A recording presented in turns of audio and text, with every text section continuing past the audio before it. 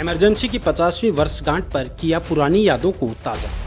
भाजपा जिला कार्यालय फतेहाबाद में मनाया गया राष्ट्रीय स्तर पर संविधान हत्या दिवस। 25 जून 1975 की आधी रात को तत्कालीन प्रधानमंत्री इंदिरा गांधी ने आंतरिक अशांति का बहाना बनाकर भारत पर आपातकाल थोप दिया।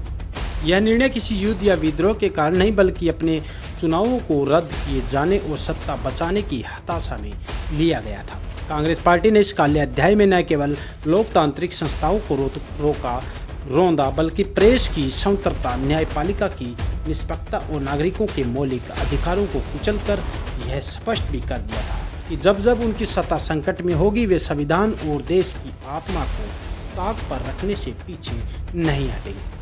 आज 50 वर्ष बाद भी कांग्रेस उसी मानसिकता के साथ चलती नजर आ रही है।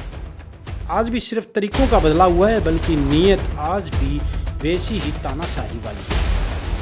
नमस्कार, मैं पवन सिंह, जिला मीडिया प्रभारी, भाजपा फतेहाबाद। बता दें कि देश के संविधान के विरुद्ध भारत में आपातकाल के 50 वर्ष पूरे होने पर बुधवार को बीजेपी जिला कार्यालय में संविधान हत्या दिवस मनाया गया। इस अवसर पर मुख्य वक्ता के रूप में अम्बाला से भाजपा की लोकसभा प्रत्याशी बंतो कटारिया व पंचकुला के पूर्व जिला अध्यक्ष दीपक शर्मा ने शिरकत की। तो वहीं कार्यक्रम की अध्यक्षता भाजपा जिलाध्यक्ष एडवोकेट परवीन जोड़ा ने की। मंच पर मुख्य वक्ता के रूप में पूर्व विधायक चौधरी धूड़ाराम, पूर्व जिला अध्यक्ष बलदेव सिंह गुरुहा, चेयरमैन भारभूषण मीडा, जिला महामंत्री जंगजीत हुड्डा व अशोक जाखड़, नगर मंडल अध्यक्ष सम्मी धिंगड़ा मौजूद रहे। कार्यक्रम के दौरान स्वतंत्रता सेनानियों व उनके परिजनों को शॉल पहनाकर सम्मानित किया गया।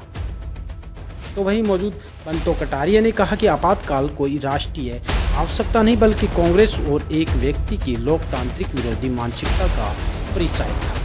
प्रेस की स्वतंत्रता कुचली गई, न्यायपालिका के हाथ बांध दिए गए और सामाजिक कार्यकर्ताओं को जेलों में डाल दिया गया था। देशवासियों ने सिंहासन खाली करो का शंखनाद किया और तानाशाही कांग्रेस को उखाड़ फेंका। तो वहीं मुख्य वक्ता के रूप में दीपक शर्मा ने कहा कि आपातकाल की घोषणा तत्कालीन प्रधानमंत्री इंदिरा गांधी ने 25 जून 1975 को आधी रात आकाशवाणी पर की थी। आपातकाल भारत के स्वतंत्रता के बाद के इतिहास में सबसे काले अध्यायों में एक है। इस दौरान नागरिकों के मौलिक अधिकारों को निलंबित कर दिया गया।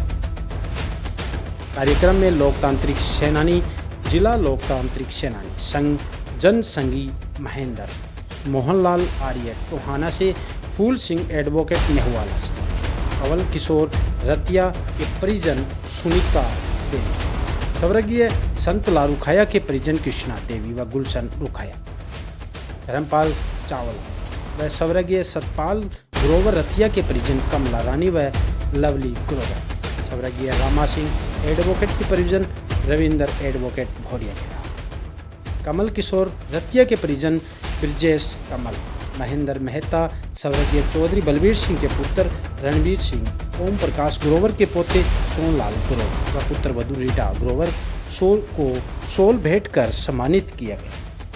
इस अवसर पर चेयरमैन रविंद्र बलियाला, जिला परिषद चेयरमैन सुमन खिच्चर, भाजपा नेता अशोक जाखड़, जंगजीत हुड्डा, जगदीश शर्मा, संजय रेवड़ी, सविता टूटेजा, विजय गोयल, विकास शर्मा सहित अनेक कार्यकर्ता वहां मौजूद रहे। इसी के साथ ही मैं पवन सिंह, जिला मीडिया प्रभारी, भाजपा फतेहाबाद।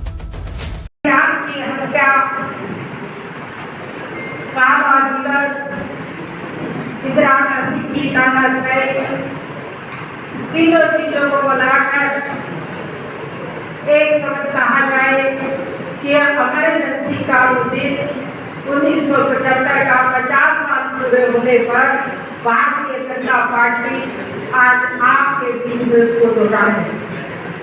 इसका सबसे बड़ा एक कारण है कि यहाँ जो सब बैठे हैं उसमें कुछ लोग जो 70 के बाद पैदा हुए, कुछ कार्यकर्ता जो 14 के बाद भारतीय जनता पार्टी में है, मेरे दाई और प्रेस के मीडिया के छायाकार भाई, तो उनको ये बताना आवश्यक है कि भारतीय जनता पार्टी कब से संघर्ष करते करते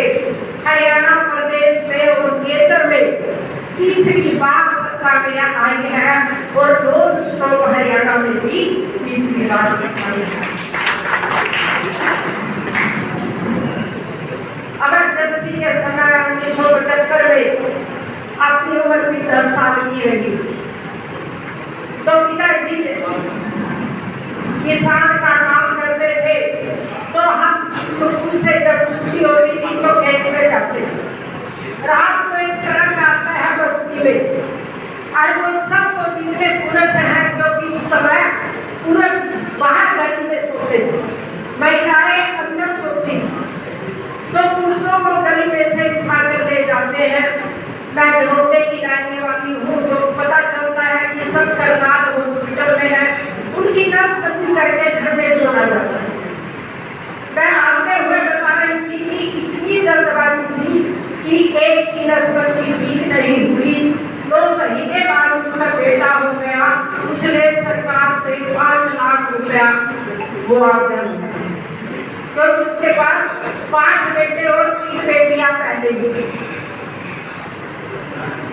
और जो इमरजेंसी में अंदर रहे हरियाणा प्रदेश की हमारी प्रदेश अध्यक्ष डॉक्टर कमला वर्मा जी, जब पार्टी बनी सबसे पहले महिला प्रदेश अध्यक्ष बनी थी, उसके बाद भारतीय जनता पार्टी में महिला अध्यक्ष अभी तक नहीं।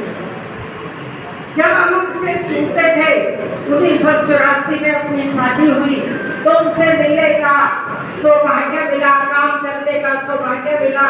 हरियाणा प्रदेश में मंगल सेन जी, रामविलास शर्मा जी, सीताराम सिंगला जी, कैलाश शर्मा जी, बहुत सारे नेताओं से ये बात सुनने को मिली कि उनके पजामे में चूहे छोड़ दिए।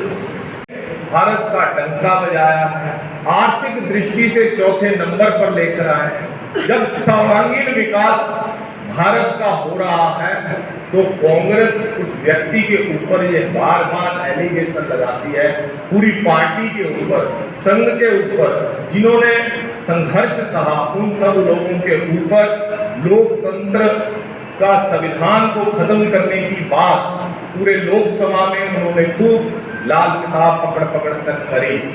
लेकिन साथियों, पिछले और उस व्यक्ति के बारे में कही सबसे बड़ी बात, जो संविधान को इतनी अच्छी तरह से मानते हैं कि गुजरात में मुख्यमंत्री रहते हुए उन्होंने संविधान यात्रा गुजरात में निकाली और हर बार जब भी प्रधानमंत्री बने संविधान को मस्तक झुकाकर उन्होंने अपने पद ग्रहण को